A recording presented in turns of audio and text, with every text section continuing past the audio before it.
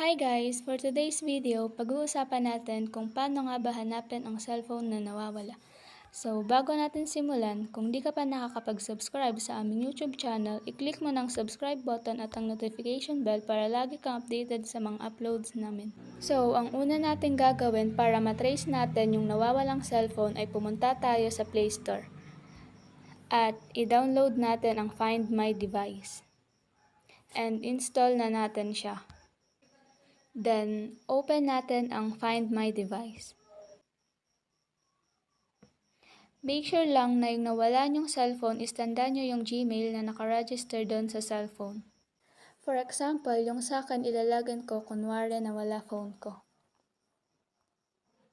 At ayun, itatype natin yung Gmail account. Bago natin ipagpatuloy, kung gusto nyo pong bumili ng Tara G t-shirt, click nyo lang po ang link below the description. Then, sign in na natin. Pagka-sign in natin, automatic, ilolocate niyan kung nasan yung iyong device. Lalo na kung yung device mo ay naka-open at hawak-hawak ng nakakuha and malolocate mo kung saan siyang lugar.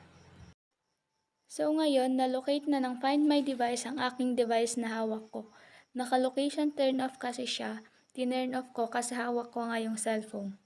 So ayun, paalala lang na lagi nating tatandaan ang ating Gmail account para kung sakali man na mawala ang inyong cellphone ay alam po ninyo kung anong gagawin at kung saan nyo mahahanap.